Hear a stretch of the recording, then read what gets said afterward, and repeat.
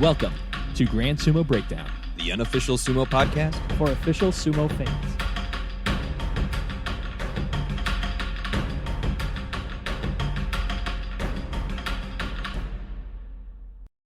Welcome to Grand Sumo Breakdown. This is Jake. This is Mac. And today we are joined by, how did you phrase it, Mac? The original Ronin of American Sumo. Yes, the definition of the definition Ronin of the sumo Ronin. wrestler. Today we have Trent, is it Sabo? I'm not sure. Have we met you before? We have met. It's Trent Sabo. Sabo, no. that's how you say it. I don't know. You're That's how coming I on. say it. Yeah. You're coming on our show. You know, we get to pretend that we're the famous ones here out of the group for today. Well, Jake, we did have to call him over when we were at FitCon. We did beckon him as we were having dinner. We're like, hey, and he did kind of look at us that's like, right. who are you? We got to hang out with you and Tyler. Like we all kind of needed to decompress after the national meeting, and you ended up at the same bar that we did. It was a lot of fun. Yeah. Great minds think alike. Exactly. Yeah, there you go.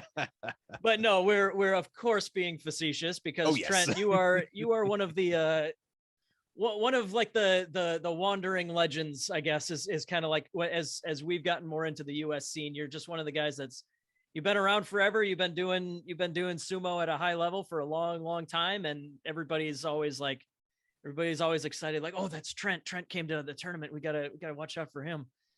But tell us a little bit about your history. How'd you get into it? How long you been doing this? How did the legend build? How did this legend take root? Yeah.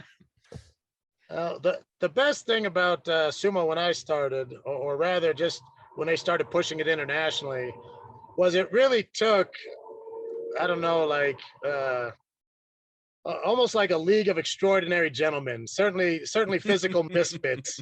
Sure. And they would just turn us loose, and we would go crazy. But I mean, it was a lot of fun. The guys that they found were I don't know, like I said, kind of physically just unbelievable guys that were. It used to be the heavyweights were closer to 7 feet than not, and they used to be closer to 500 pounds and above than not, which was kind of interesting. And then I mean, we had all kinds of just guys that they were good athletes, but they sort of slipped through the cracks. They just didn't get adopted properly by the proper sport. And so, you know, we had like guys that were incredible strongmen, bodybuilders. We had Thai fighters, wrestlers, and judo players. And, you know, anyway, we all sort of fell into it for stupid reasons, really. Stupid reasons. Yeah, it was, I mean, I don't know, you, especially in America anyway, we nobody really grows up wanting to be a sumo wrestler, you know, and That's fair. Yeah. so Fair. my personal story was that when I was younger, when I was a kid, I could stay up late over summer break, and there used to be this English language TV program called Sumo Digest. And anyway, I would watch it, and at that time, the Hawaiians were in it, and they were like at their peak. So that was kind of cool, you know. It was like size versus technique, you know, USA versus Japan. And I always thought it was like the best part of football and wrestling. So, you know, I really enjoyed that aspect of it. And then years and years later, I was dating this girl, and she wanted to go to a cardio kickboxing class that I didn't really want to go to, you know.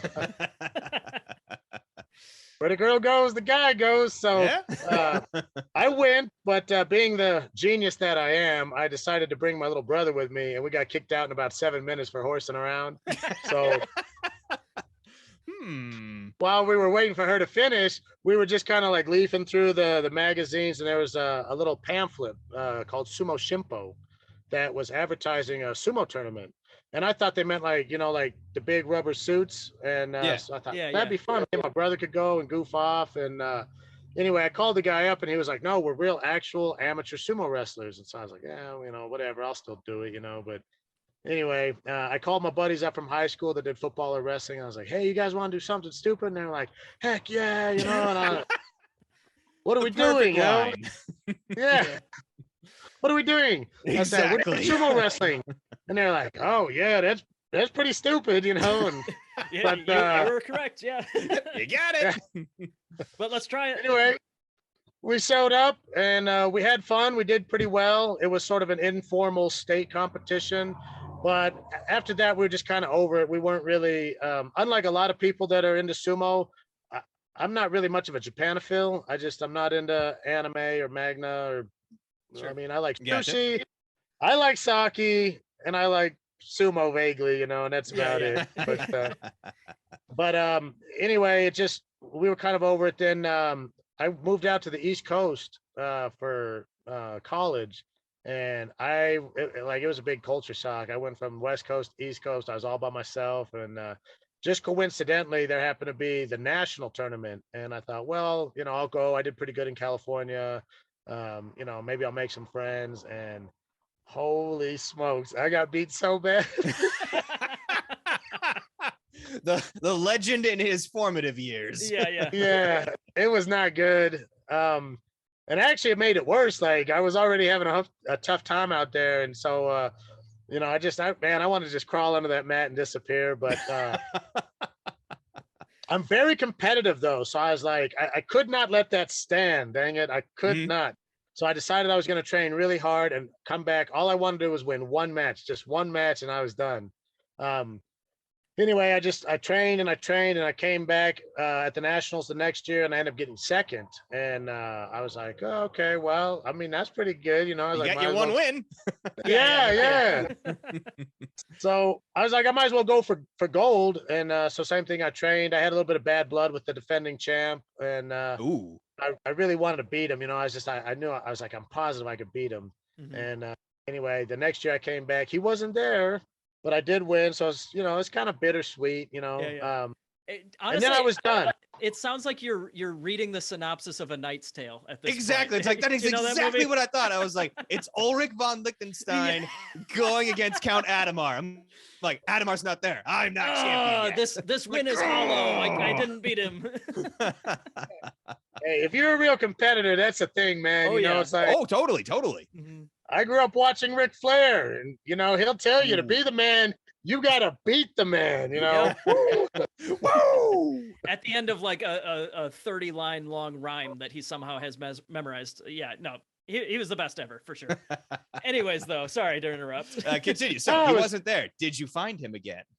No, he was done, I guess. I mean, and then I was done too. I got gold at nationals, and I still wasn't into sumo at that point. It was fun, but I wasn't that passionate about it.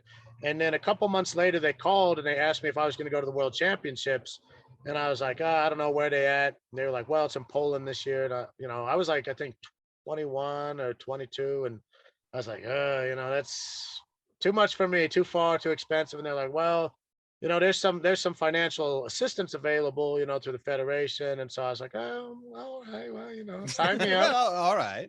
So you put it that way. Yeah, exactly. Anyway, I went, and kind of interestingly, I went I think I went, it was either 1-1 or 2-2. I think it was 1-1. So I felt okay with my performance, but one of the interesting things was in the finals for the lightweight that year was Claudio Ikamora from Brazil, and I believe he was the national champion in judo for Brazil, and he was fighting, I can't remember the guy's name, but he was Hungarian, and he had gotten silver at the 2000 Sydney Olympics in Greco-Roman wrestling, and this was in 2002, so he was just 2 years removed from that silver medal. And it really like opened my eyes. Like, I was like, man, like, this is not just like a weekend warrior type sport. Like these are like really legit athletes.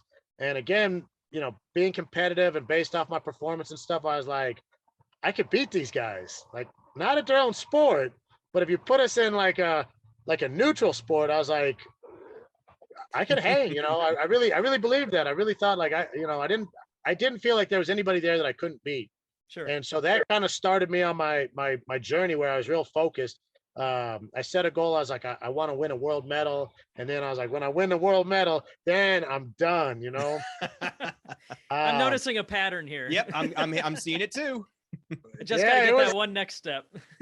Yeah, well, it's a good way to live life, man, because if you don't overthink it, if your goals aren't too grand, you don't feel like you're lost or not making progress. But anyway, it started me off, and it was a rough journey, man. Because after that 1-on-1 performance, I think over the next like 8 years, I won like 3 more matches at the Worlds. That was it. Yeah. They're just that next level of competition.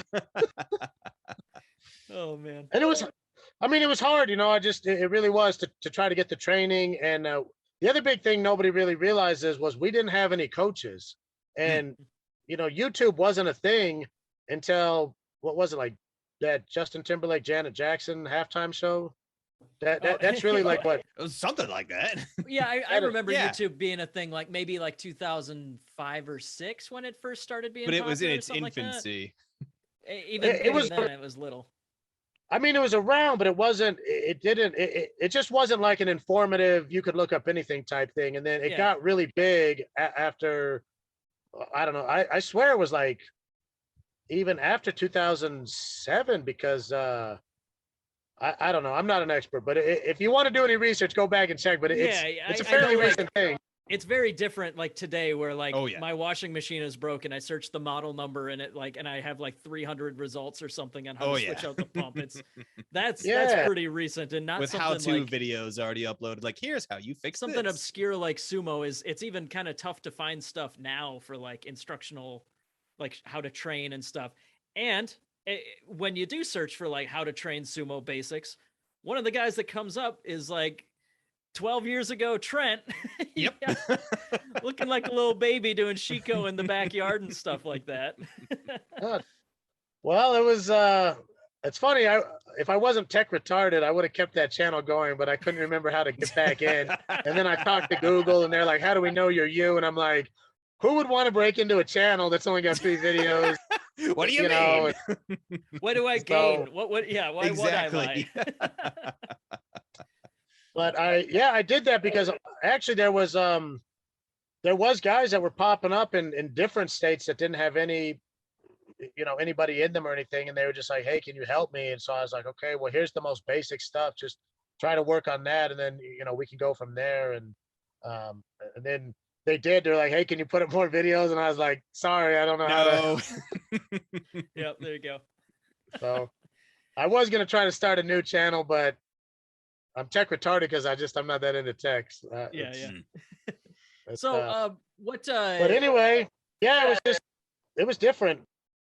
Yeah, it's Different back then. Mm. Everybody's got a silly story. I love hearing how different people get hooked. But what did you come from, like another sport, or what's your athletic background? Because you seem like you, even way back then, like you were Highly you were certainly competitive. highly competitive. You were in great shape all the way back then and stuff too. Like you had to have been doing something all along, right? Oh man, I was into everything. The big one, I guess, was I wrestled in high school, and I was pretty good. And I really liked wrestling, but it just, as I got older, it didn't really. It was so hard to fit into your normal life because there was like so much cardio. You know, you really have to practice a lot in wrestling if you're going to be competitive at, you know, any sort of like decent level. And then the dieting was just terrible. And I love to eat, which everybody says they do, but I should make it clear that I'm going to hell when I die, but not for the reasons most people think. And when St. Peter is leafing through my life, he's going to be like, "Man, you lived a pretty good life, Mr. Sabo, but man, when it came to food, my goodness, son, have you no shame? It's obscene. Obscene." We can't have We this can't one. do this. We can't have just this one. can't Send him to keep the other you. guy. And he's like, "You know, gluttony's a sin, right?" And I'll be like, "Well, not like murder." And they'll be like, "I don't know. Did you see what you did? You know, at this I don't buffet?" know. Do you And- know the number of calories you consume? I gotta say, murder is not one of the 7 deadly sins, but gluttony is. So Gluttony is. Well, then I'm definitely going because I've had. Listen, I feast better than the Caesars of Rome pretty much daily. Okay, it's like Louis the 14th would be jealous of me. yeah. Wow. I think it's really funny that you bring that up though, because last time we saw you, so the first time we met you would have been last year at Nationals, I think, in Austin, and you're still fighting at lightweight where the cap is 187, I think it is. Mhm. And then we saw you again in Salt Lake City. You've lost a bunch of weight. Exactly. It's like you were so skinny. How in the hell can you claim to eat so much? I eat a lot. You burn a lot too, I guess. I guess. I don't know. I mean, even when I was a kid, it was bananas. I remember specifically, there's if you look at pictures of me as a kid, you can see my ribs, but like I would eat a lot. And anyway, my dad ordered some natural casing hot dogs from Michigan, which is where he's from, and he was stationed in California at the time. And back before Amazon and stuff, if you can remember, it's like it was a big deal. It was not an easy thing to do. You had to call the company up, and then it was expensive. And anyway, I love those hot dogs. And I had just opened up a brand new package, and I just bit into one. He came around the corner, and he's like, "What are you doing?" He's like, "You can't just eat those like they're potato chips." He's like, "You have to make a meal out of them." And I was like, "Oh, okay." You know, it's like, Okay, Dad, so sorry. I don't know. I was maybe like 8 years old or something, but I took all the hot dogs in that package. I put them in buns. I opened up a whole can of chili and I covered the whole thing. And then I emptied like a package of cheese on top, and I cut up an onion and put that on there. I microwaved it. Then several dollops of, spoonfuls of sour cream. And I licked that plate clean and then went outside to play. Like I just had like carrot sticks and hummus or something. I'm running around being a maniac and stuff. And my dad must have been so mad, but he couldn't say anything because I did just what he told him. I made a Sure meal did. out of it, Dad. It's not my fault if I'm still hungry. Yeah. And that's It when he was needed to crazy. reevaluate the household budget for food for a growing boy there. Double it. I don't care what it is. Just Yeah. double it. Listen, I know that my parents had anxious late night conversations about how they were going to feed, because there was more than just me to feed, and Yeah. like I said, it's not like I was a pudgy kid like you see kids now are kind of a little heavy set at 10. It's like I was a ropey little spider monkey, and I just like to eat. Oh man. Well, I know from the experience that we've had doing sumo interviews, we could probably talk about food for like a couple Oh, hours here. totally. But I did want to bring it back real quick as a transition here. I wanted to bring up so you did end up getting that World Games medal, or international level medal. So I kind of want to bridge that into, we can talk about this upcoming World Games. But why don't you tell us about 2008 when you did get that when you did get your medal? Where was that one at? So in '08 it was in Estonia when I got it. And one of the crazy things I thought about that actually was in 2007 we were in Thailand, and I had like an epiphany, and I realized I was always watching the world team guys from the US, and it seemed like people didn't have a lot of confidence. Like we didn't feel like we belonged there. We were always like, I would hear this all the time. They'd always be like, "Oh, so-and-so's on steroids," or so-and-so state sponsored, or this, that, and the other. And the way we would fight was very defensively. It was like we were always fighting not to lose or not to be embarrassed, as opposed to like going out to win. Sure.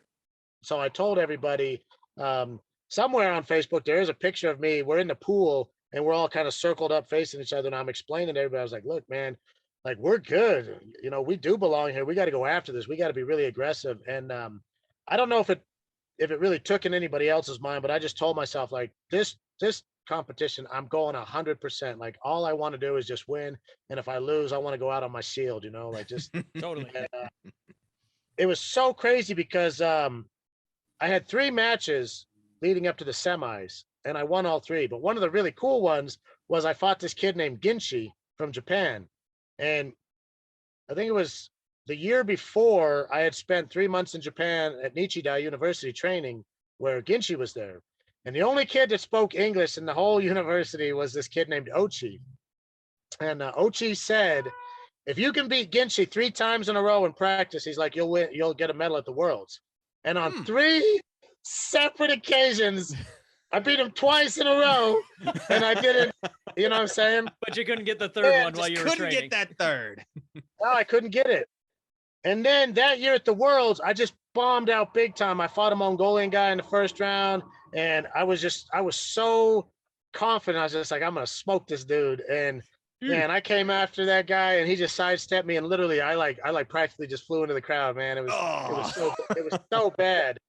So the very next year was Thailand, and anyway, first I beat New Zealand, then I beat, I think it was I think it was Hong Kong or Taipei, and then I had Ginshi from Japan, and he was like really legit. Anyway, I beat him, and I got like a standing ovation. Holy crap, you did it! Yeah, and then I get to the semis, and it was crazy because my mentality just totally flipped. I was like, okay, Trent, you're in the medals now. You can't mess around. Like, you got to be serious. You got to be careful. You can't, you know. And You so, got in your head. yeah, I did everything wrong. And the really crazy thing on that too was I fought Stillian from Bulgaria in the first semifinal match. And if my mentality would have been the same, I honestly believe this. I would have beat that guy because I came out and tried to blast him, and it was like he tried to shoot a double leg on me, and I sprawled. Like, he didn't have my legs good, and I kind of fell on top of him. And it was so weird because in my mind, like, I knew what to do, but which is all I had to do was just I was in really good position with leverage where I could have easily lifted him off the ground and just walked him right out of the ring. And I knew this. It was in my head, but my brain was like, you gotta defend. You gotta, defend against that takedown or whatever. It's so stupid. Because if I would have just picked him up, I'd have been in the finals. It'd have been a silver medal, at least. Mm-hmm. And I really kicked myself for that. And anyway, I was super defensive. I was just trying to get away from this double leg. He didn't even have it. Anyway, I ended up losing the match, and then I fought Ukraine in the bronze medal match. It was way more competitive, but I was kind of like, I don't know. I wasn't really focused. It was a spastic match, and I had that guy, same thing. I had that dude right on the Tawara, and I was just mentally, I just wasn't in it. It was like, so anyway, in 2008, I was like, okay, I'm not going to lose. I'm not, and anyway, I made it to the semis, and I had an interesting semifinal match against Japan, but I think I could have done better there. I think I got some bad advice, but I don't want to go into that too much. Gotcha. Nope. But, That's fair. That's fair. And but anyway, when I fought in the bronze, I was like, I was so confident. I was like, I'm not gonna lose this time. Like, there's no way. I was like, I've done it. I've got to the medal rounds twice. I can win anytime I want, and anyway, I went out against Egypt. And the crazy thing is, these Egyptian guys, they were cutting like probably 20, 30 pounds. The guy was probably 220 when I fought him. And I was like 175. He's like, he is dramatically larger than me in the videos or the photos. And anyway, I beat him, and it worked out good. And then, what was it? 2009, the Worlds was canceled, and then 2010, I don't know. My competitive career is really interesting. If you see it on a graph, there's like these dramatic highs where I'm a world beater, and then there's these dramatic lows where I'm just a real schmuck. I just show up and stink up the joint.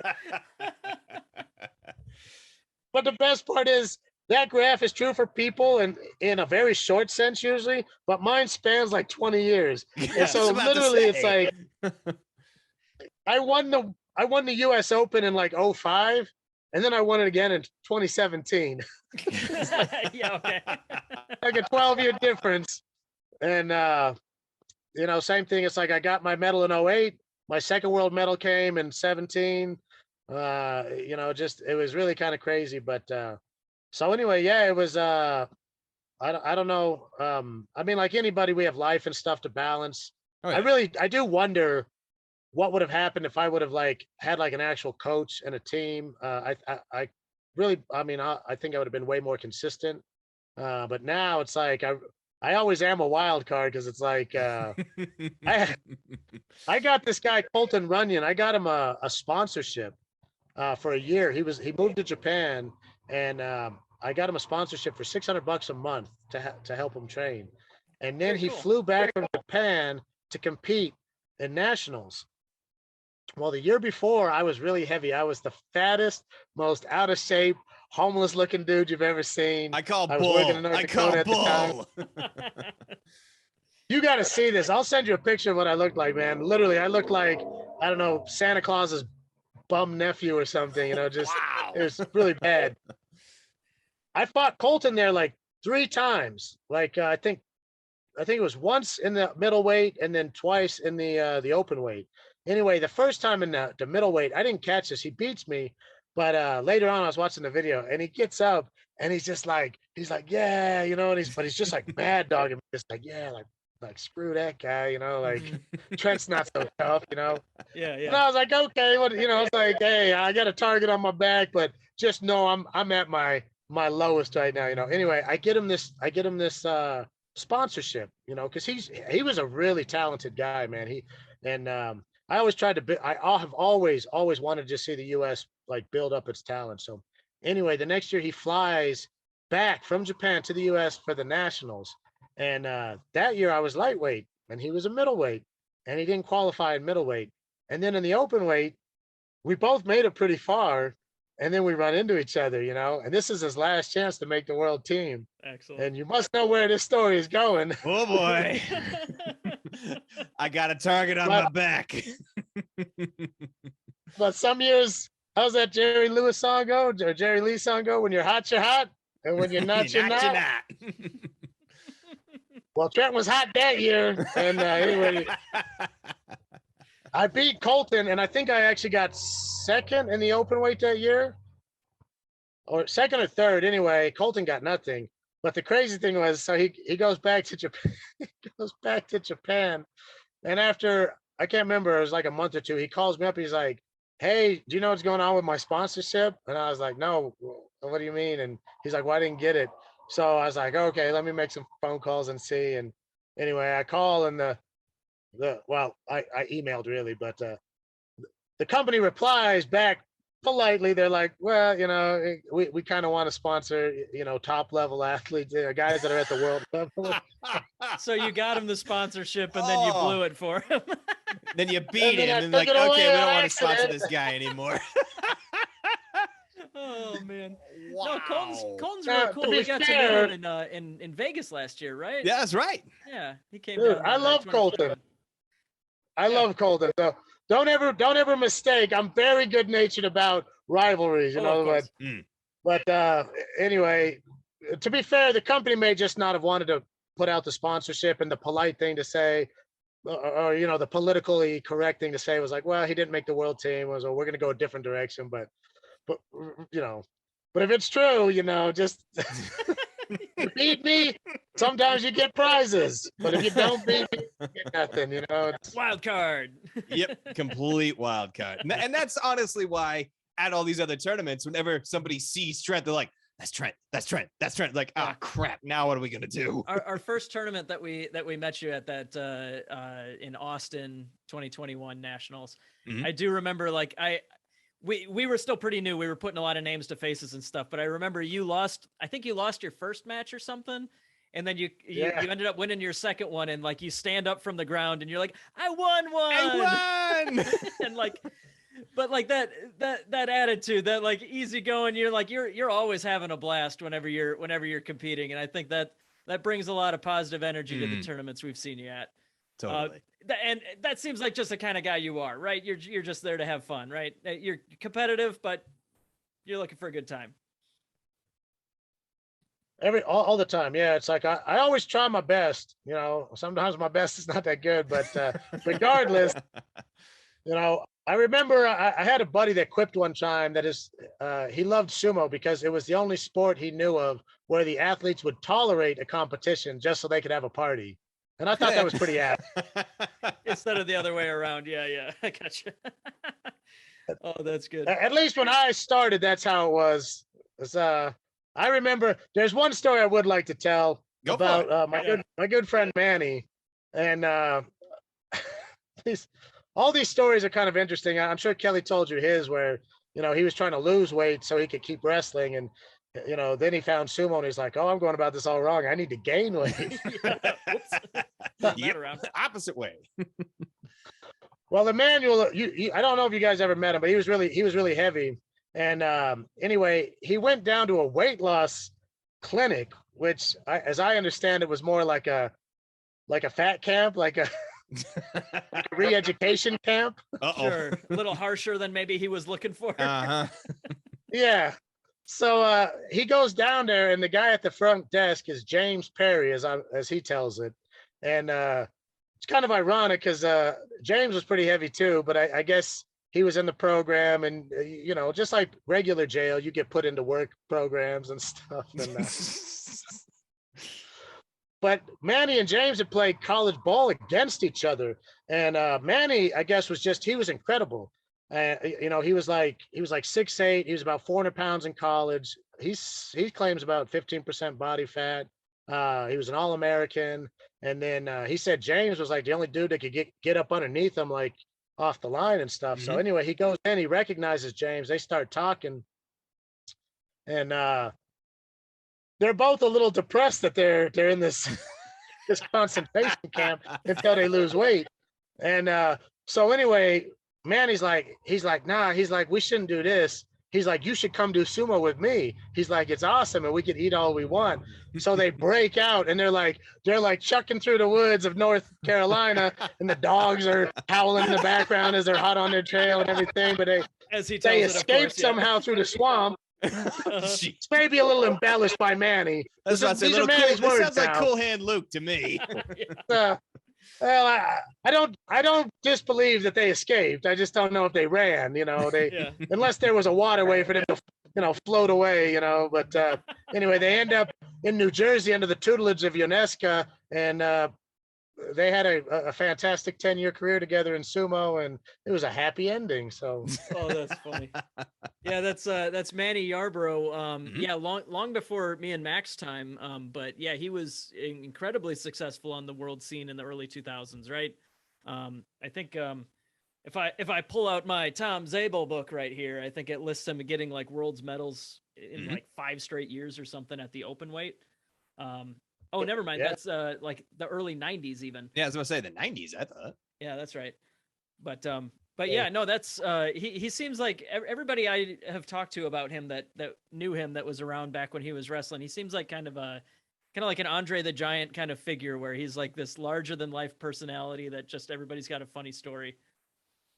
Oh man, that's what's crazy about him. As big as he was, it was his personality that you just couldn't ignore, you know, which is to something else. Because literally this dude, to put it in perspective, if you were to take a Volkswagen Bug and flip it up on its end, that's pretty much what he looked like. Just an enormous big belly. I mean, he you know, but he was crazy athletic, you know, right?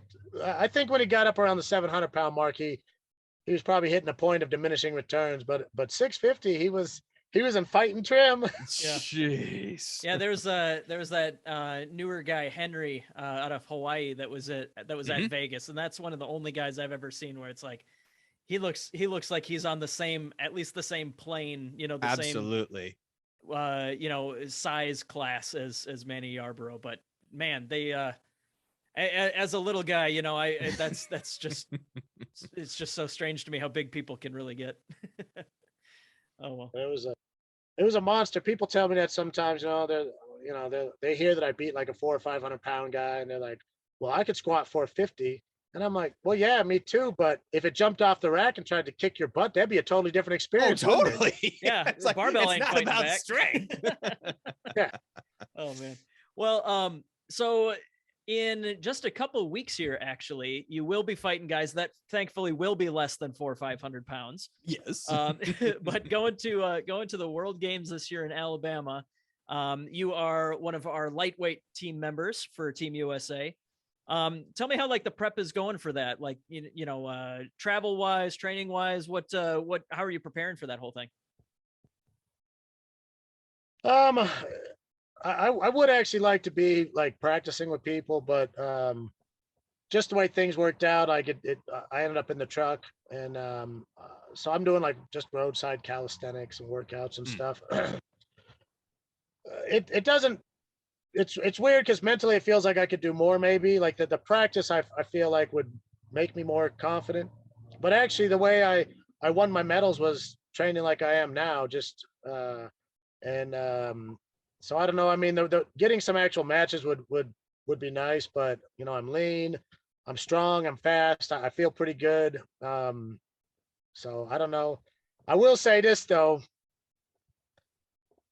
People are probably more technical than me, but they're not hungrier than me. I'm sleeping basically, you know, in a tiny little freaking box. I sleep on a prison mattress. You know, it's like I'm running like Rocky. I eat freaking beans for dinner and cans of tuna, damn it. Not good beans, not like baked beans. They don't have any freaking seasoning, nothing. It's just straight beans, hobo style. I am coming for these suckers. I'm hungry. I'm mean. Nobody, maybe the Russians, because they're eating wallpaper and cockroaches, but they won't be there this year. So nobody is more hungry than me. Let me tell you how Justin Gizzard and Justin Jones are training. They're training in clean, disinfected mats with happy-go-lucky partners, and they're going out to eat afterwards. I'm eating beans. Nasty. Sometimes it's cold, so I have to work out in a truck stop bathroom on a floor that I pray some dude that hates his job actually took the time to disinfect. You can't beat me. In my mind, I'm meaner than anybody. That's the secret. I'm hungry, baby. I'm 41 years old, and none of these young bucks have it as hard as I do. And let me tell you, I believe it was the marvelous one, Marvin Hagler. He said it's pretty hard to get up and do your road work at 4 a.m. when you sleep in silk pajamas. Well, I'm not sleeping in silk pajamas. I might be the champ. Beans. That's right. You don't understand. I like to eat. That is my vice. Some people like drugs, alcohol, women. I like women too, but it's, you know, it's a hard. I can't get women like I get beans. Yeah. I'm telling you, they're not even baked beans. These things are just plain ass beans. Nothing. I eat these things and it just makes me bitter. I can feel my heart gets more like Mr. T with every spoonful. So when I get to Alabama, just know they might have better technique. They have to have better technique because nobody is grittier than I am. Nobody. So just know. God damn. All the guys that are training. You might be lifting heavy weights. You might be doing heavy practices. I am working out on a bathroom floor. You know how angry that makes me? I can't say because this thing's going to be shown to decent company. But trust me, if I was a professional sumo wrestler, all these suckers would be carrying my bag.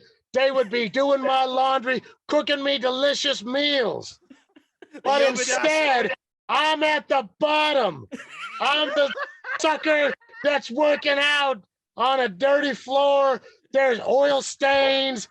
I'm getting snake bites and other crazy stuff, eaten by mosquitoes. I probably do need the vaccine, but it's more for yellow fever and malaria, not for COVID, unless that can be spread by mosquitoes. But just know that they can't ever really beat me if I'm in shape, if I've been training, because mentally and in my heart, I'm freaking hungry. I'm tough. These guys, they don't have it. They don't have it.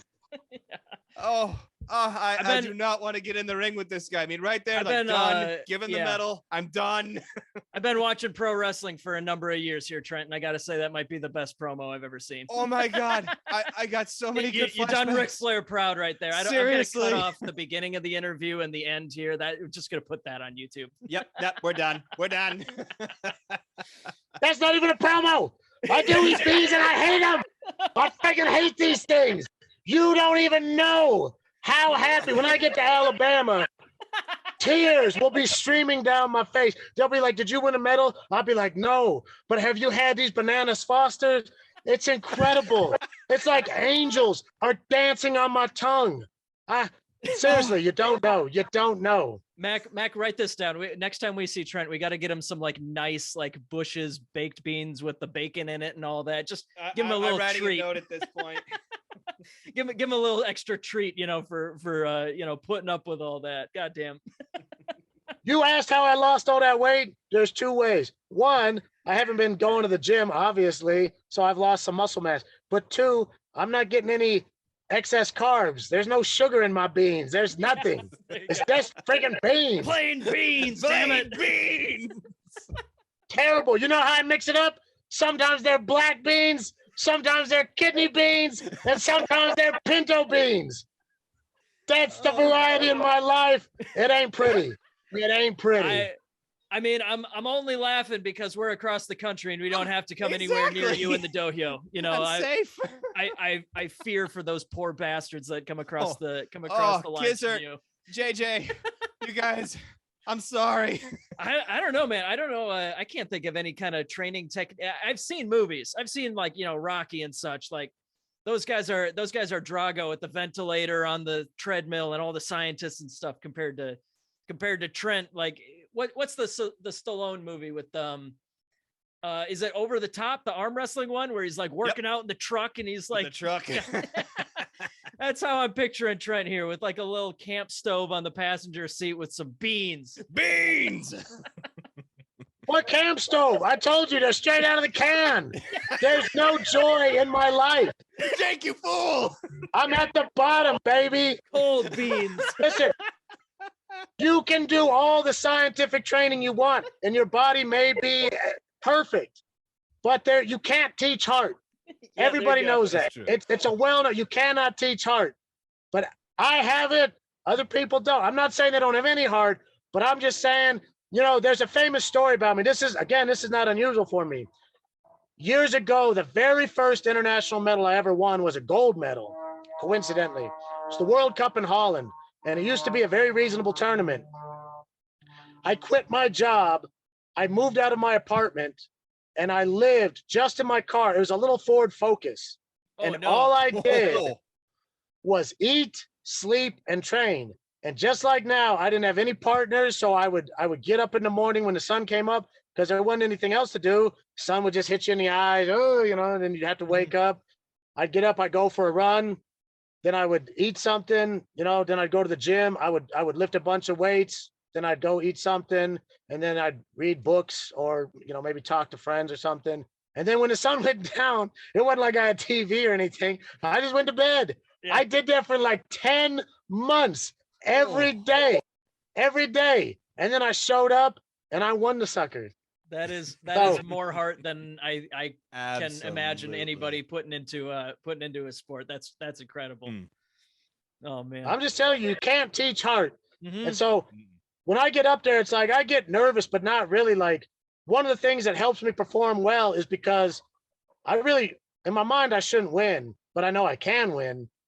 And so I'm like, all right, at the very least, I'm going to fuck somebody's tournament up. Like I'm going to spoil it. Russian dude, some Japanese dude. It's like they're getting knocked out and they hate it. They hate it because at the world championships, it's one and done unless the guy you lose to makes it to the semis.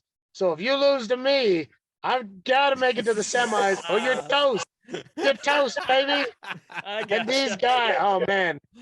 Not to mention, they just don't really respect the Americans as like a legitimately like tough team, Like sure. We have a few like guys here and there from time to time, but it is such a gamble if you lose to me, and I take great pleasure in that. Like you don't even know. I'm like, ha, ha, ha, ha, What's I like for? that. Pain.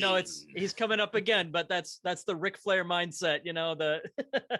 If Ric Flair ate beans out of the back of his truck rather than the fancy robes, right? That's all he's got that's different on you. Yeah. Well, that's what you would think, right? You're like, hey, you have 2 world medals, right? I should show up to like nationals in a feather boa and a velour bathrobe and just like you're the savior of everybody. Yeah. Oh, yeah, No. It's like when people talk about staying humble. Hey, I actually walked the walk, man. I actually walked the walk. There you go. Trust me. Who was it? Jennifer Lopez. Remember that? I'm still Jenny from the block. Nah, she used to eat beans. She wasn't eating beans, but she made that song. I know that. For you, beans are a food. For me, it's a lifestyle. Yeah. Oh, man. I eat pickles too, but they're not really that much better. My cheeks hurt. My cheeks hurt so bad. Oh, yeah. We got to call it there because otherwise I'm going to pull something in my face here laughing at this. But thank you so much for joining us, Trent. Like it's been great to meet you a couple times, and we're looking forward to seeing you at Worlds. if anybody has the audacity to try and challenge you, how can they get in touch with you? I am on Facebook, believe it or not. I just don't ever post anything. Yeah, honestly, I don't know. I mean, Facebook, I guess, just shoot me a message or contact. Yeah, here's what you got to do. If you want to meet Trent, you got to show up at tournaments. You gotta like pack as much, get as grizzled as possible. And maybe Trent will respect you enough to share his beans and give you the time of day. Offer him a can of beans and be like, teach me. Yeah. Oh, no, don't. If you offer me a can of beans, I'll slap them suckers out of your hand and kick your ass right there. Don't give me that bullshit. Okay, Mac, make another note. Do not give Trent those beans that we talked about. Hey, you bring out the monster then, baby. You don't want that. Yeah. Okay. All right. But now we got to psych up. So we're going to go full negative and be like, all right, Trent, beans. I kill him. That's what we need. We need a designated beans giver at the World Games to psych Trent up for his matches. But yeah, good luck at the tournaments, man, in Alabama here. That is coming up on July 9th, the World Games in Birmingham, Alabama. Couple weeks away. Mm-hmm. Yeah, we got like 10 plus people from the USA team. We got a pretty solid team that we put together in Vegas in December. And yeah, good luck, Trent. It's gonna be a blast, and I'm glad things are going okay for you here. I appreciate it. Like I said, fingers crossed. You know, I'm still leaning mean. I wish I was a little younger, you know, but what can you say? Like I said, I'm still probably the most grizzled on the team, you know. It's like I'm the hungriest anyway. Both use it. Literally and figuratively. It's like I'm hungry. Yeah, I'm hungry. I'm hungry. No, seriously. Like really, really hungry. Oh, thanks, man. Drive safe. We'll talk to you real soon. Yeah. All right. Appreciate it, guys. Thank you for listening to Grand Sumo Breakdown. Until next time, Throw your salt high and keep moving forward.